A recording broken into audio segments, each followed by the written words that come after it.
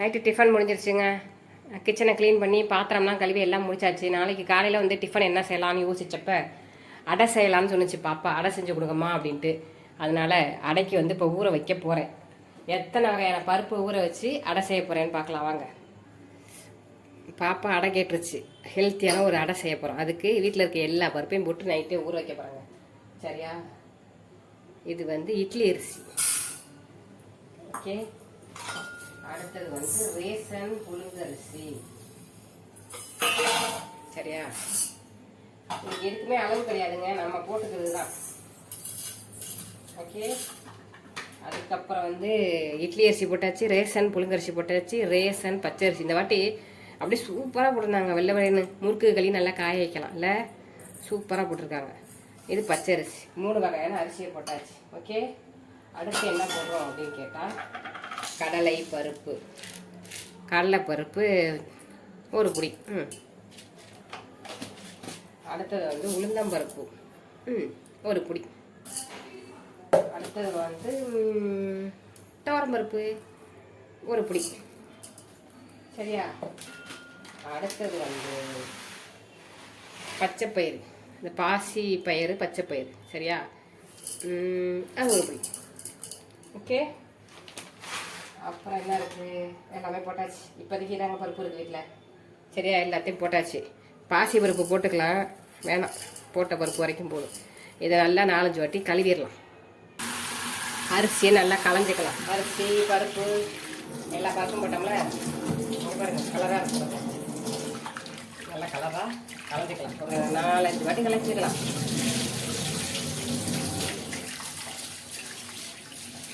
காலையில் தான் தெரியும் அடைக்கு எப்படி இருக்குன்னு. இப்போ எல்லா வேலையும் நைட்டு முடிச்சுட்டு இது மாதிரி ஊற வச்சிட்டோம்னா காலையில் எழுந்திரிச்சோன்னே மிக்சியில் போட்டு விட்டு காப்பி போட்டு வச்சு மிக்சியில் போட்டுட்டு நம்ம பாட்டை அரைச்சி விட்டுலாம். சரியா?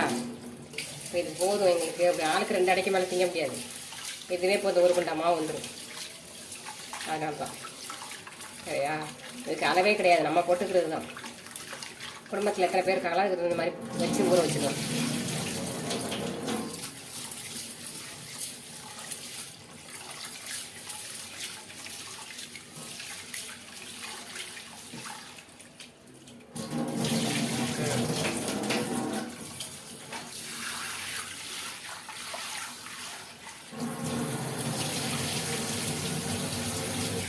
அவ்வளோதான்.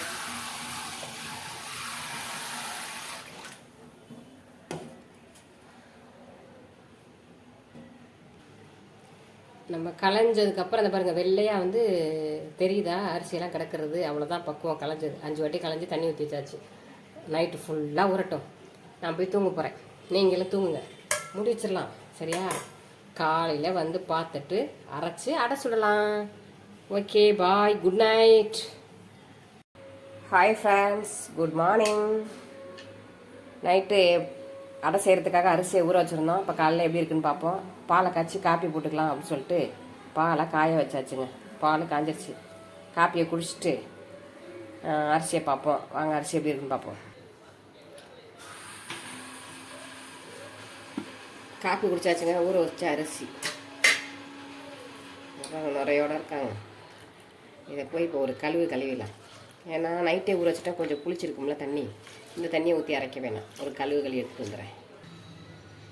மிக்ஸி ஜாரில் சேர்த்துட்டு பெரிய ஜாரில் நம்மளுக்கு தேவையான அளவு தண்ணி ஊற்றி அரைச்சிக்கலாம். சரியா? எல்லாத்தையும் அரைச்சி எடுத்துகிட்டு வந்துடுறேன். கொஞ்சம் கொஞ்சமாக போட்டு அரைச்சிக்கலாம்.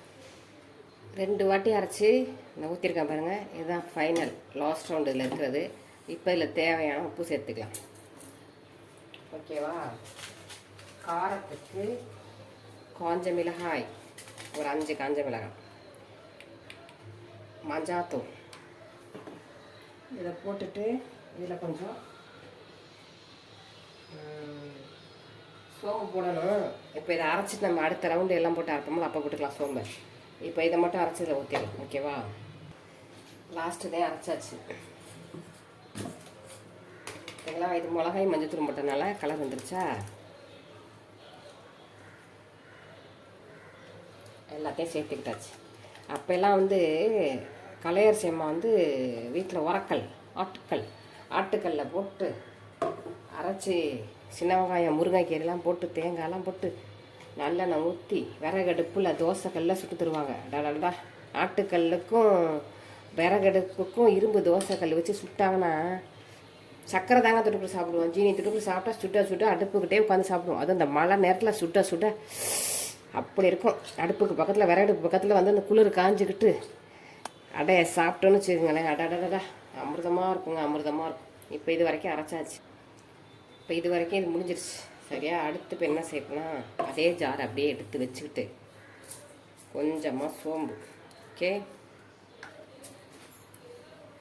எல்லாமே பருப்பு, அதனால் பெருங்காயம் போடணும், பூண்டு, பெருங்காயம், ஓகே ஓகே.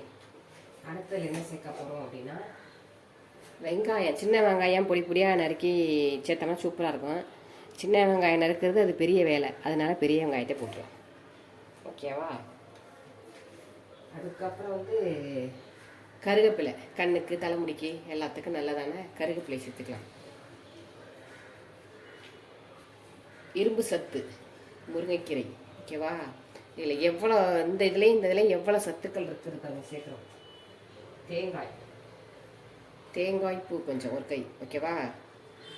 இது எல்லாத்தையும் போட்டு இப்போ வந்து தண்ணியெல்லாம் ஊற்றி சாந்து மாதிரிலாம் அரைச்சக்கூடாது. அப்படி ஒரு திருப்பு அப்படி ஒரு திருப்பு, சரியா? எடுத்துகிட்டு வந்துடலாமா? லாஸ்ட்டு தான் அரைச்சாச்சுங்க பாருங்க. கரை கலந்து அரைச்சிருக்கு. கொரை இந்த பாருங்க, கரை செம்ம டேஸ்ட்டாக இருக்குங்க. முருங்கைக்கீரையெல்லாம் எங்கே கிடைக்கும் சென்னையில்? அந்த ரோட்டில் கடை கடைக்கு போகிறப்ப, நடந்து போகிறப்ப, யார் வீட்லையாவது வேலி ஓரத்தில், ரோட்டு ஓரத்தில் இருக்கோம்ல, அப்படியே லைட்டாக அப்படியே பார்த்தும் பார்க்காம ஒரு கொத்து அப்படியே உருகிட்டு வர்றது தான். சரியா? இதை நம்ம கையை போட்டே கரைச்சிப்போம், அப்போ தான் ஒன்று போல் இருக்கும். இதை கெட்டியாக வச்சு அடையாக தட்டுவாங்க அப்போ. இப்போ நம்மளுக்கு தான் அடையும் வராது, அடையும் வர மாட்டேங்குது, வடையும் வர மாட்டேங்குது. இப்போ நம்ம கொஞ்சம் தண்ணி ஊற்றி கலந்துக்கலாம், ஓகேவா? போதும். கரண்டியில் கலக்கிறதோட கையில் கலக்கணும்னு வச்சுக்கோங்களேன், அது ஒரு டேஸ்ட்டு. எல்லாம் ஒன்று போல் நல்லா கலங்கிக்கும். இதை இப்போ ஊற்றி சாப்பிட்டுட்டு இருந்துச்சுனாலும் நம்ம வச்சுருந்து சாயங்காலமாக ஸ்நாக்ஸுக்கு பதிலாக ஆளுக்கு ஒரு அடையை விட்டு கொடுக்கலாம். சரியா? அடைன்னா இப்போ திங்க மாட்டாங்க, ஒன்று தான் திம்பாங்க. அதுக்கு இவ்வளோ கஷ்டப்பட வேண்டியதாக இருக்குது. நம்ம யார் இதெல்லாம் செய்ய சொல்கிறா அப்படிம்பாங்க. அவங்க சொல்கிறாங்கனாக்கா நம்ம சாப்பிட்டு பார்க்கணும்ல. பாப்பா வேறு கேட்டுச்சு, அப்புறம் நாங்கள் செய்கிறது. நம்ம வீட்டு புதுசாக நம்ம கேட்டால் தாங்க கேட்டு சாப்பிட முடியும். பாப்பா கேட்டுச்சுல, பாப்பா கேட்டுச்சுல. இப்போ பாருங்கள், ஓகேவா? இப்போ தோசைக்கல்ல அடுப்பை பற்ற வச்சு தோசைக்கல்லை வச்சு இந்த பயலுக்கு வந்து காமெடி பண்ணிட்டாங்க எங்கள் இடையில. போய் நம்ம இப்போ வந்து அடை ஊற்ற போகிறோம், பருப்பு அடை. ஓகேவா? வாங்க. தோசைக்கல் வச்சாச்சு, அடமாவும் ரெடியாக இருக்குது. சரியா? எப்படி இருக்குது பாருங்கள், வாசனை அப்படி இருக்குது. நம்ம ரொம்ப தோசையாக ஊற்றாமல் கொஞ்சம் கனமாக ஊற்றிக்கிறதுக்காக தான் அது. இப்போ நம்ம தட்டி சாப்பிடும்ல அடை, அந்த மாதிரியே இருக்கும் பாருங்க, பார்த்தீங்களா? அவ்வளோதான். ஓகே. இப்போ இது மேலே நல்ல எண்ணெய் கொஞ்சம் போல் ஊற்றிக்கலாம். கலையரசி வாங்கி கொடுத்த செக்கில் ஆட்டினா சுத்தமான நல்லெண்ணெய் ஊற்றி சாப்பிட்டா சூப்பராக இருக்கும். சரியா? வேகட்டும்.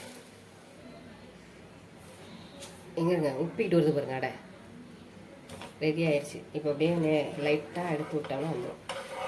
அப்படியே திருப்பி போட்டுக்கலாம். ஓகே. அப்படி அடடடா சூப்பர், செவந்து இருக்கு அடை. இந்த பக்கமாக வந்துருச்சுங்க. சூப்பர். அடா சூப்பராக ரெடி ஆயிடுச்சு பாருங்கள். வாவ். இதுக்கு நாட்டு சர்க்கரை, ஒயிட் சுகரு எது வச்சுருந்தாலும் சாப்பிட்லாம். கார சட்னி, தேங்காய் சட்னி எல்லாமே வச்சு சாப்பிட்லாங்க. ரொம்ப சிம்பிளுங்க. நைட்டு படுக்கிறப்ப இருக்கிற பருப்பு அரிசியெல்லாம் அள்ளி போட்டு ஊற வச்சுருங்க. காலைல எழுந்திரிச்சு வெங்காயம், தேங்காய், காஞ்ச மிளகா, சோம்பு, உப்பு, பூண்டு அதெல்லாம் போட்டு அரைச்சி சூப்பராக ஹெல்த்தியான ஒரு அடைங்க. கண்டிப்பாக ட்ரை பண்ணி